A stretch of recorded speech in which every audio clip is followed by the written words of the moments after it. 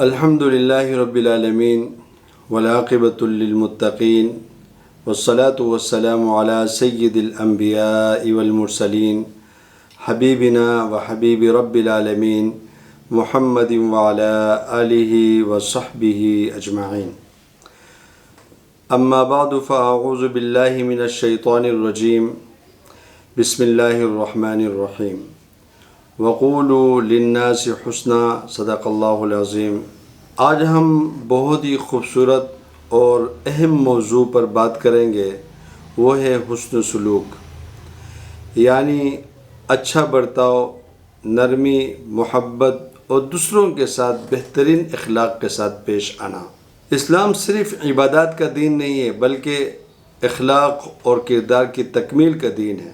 حسن سلوک کے بارے میں اللہ رب العزت قرآن مجید میں فرماتے ہیں کہ وَقُولُوا لِلنَّاسِ حُسْنًا، لوگوں کے ساتھ اچھے انداز سے پیش آؤ، لوگوں سے اچھی بات کرو۔ یہ آیت ہمیں یہ سکھاتی ہے کہ مسلمان کی زبان سے ہمیشہ نرم، خوبصورت اور دل کو خوش کرنے والی بات نکلنی چاہیے۔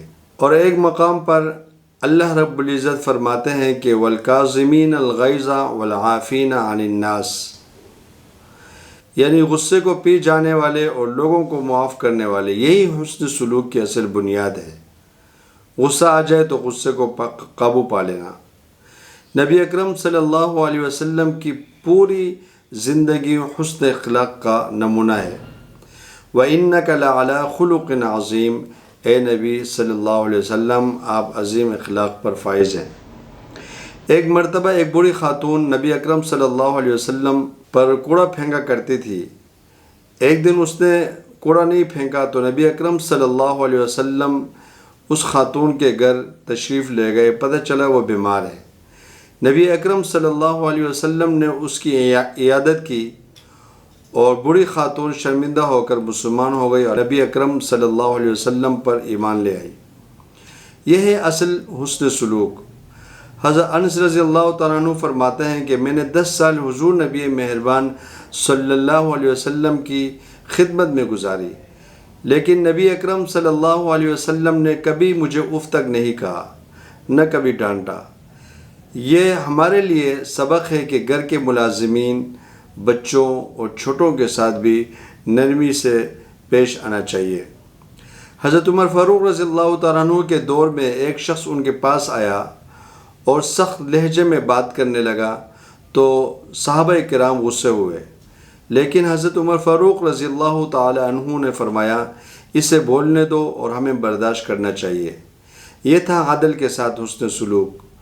حسن سلوک سے دلوں میں محبت پیدا ہوتی ہے، دل کے اندر محبت پیدا ہوتی ہے، نفرتیں ختم ہو جاتی ہے، دشمن بھی دوست بن جاتا ہے، معاشرہ بھی پرامن ہوتا ہے اور اللہ رب العزت کی رضا حاصل ہوتی ہے۔ نبی اکرم صلی اللہ علیہ وسلم نے فرمایا تم میں سے سب سے بہترین شخص وہ ہے جس کے اخلاق سب سے اچھے ہو۔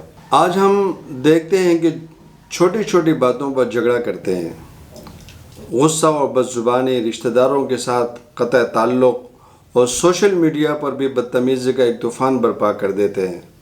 یہ سب اس بات کی علامت ہے کہ ہم حسن سلوک سے بہت زیادہ دور ہے۔ اگر ہم واقعی ایک اچھا مسلمان بننا چاہتے ہیں تو ہمیں چاہیے کہ گھر میں نرمی اختیار کریں، والدین کا احترام کریں، پڑوسیوں کے ساتھ اچھے سلوک کے ساتھ پیش آئیں، غصہ کو قابو میں رکھیں، معاف کرنا سیکھیں، لوگوں کو معاف کریں۔ ایک بزرگ سے پوچھا گیا ہے کہ آپ اتنا خوش کیوں رہتے ہیں، ہر وقت خوش کیوں رہتے ہیں؟ انہوں نے جواب میں کہا کہ میں کسی سے بدلہ نہیں لیتا، میں سب کو معاف کرتا ہوں، اس لیے میرا دل صاف رہتا ہے۔ یہی حسن سلوک کی اصل روح ہے۔ آخر میں اللہ رب العزت سے دعا گو ہوں کہ ہمیں حسن اخلاق، نرمی، اچھے برتاؤ کی توفیق عطا فرمائیں۔ اللہ تعالیٰ ہمیں عمل کرنے کی توفیق عطا فرمائیں۔ اگر آپ کو یہ ہمارا ویڈیو پسند آئے تو ہمارے چینل کو سبسکرائب کریں، ویڈیو کو لائک کرنا اور شیئر کرنا مت بھولیں۔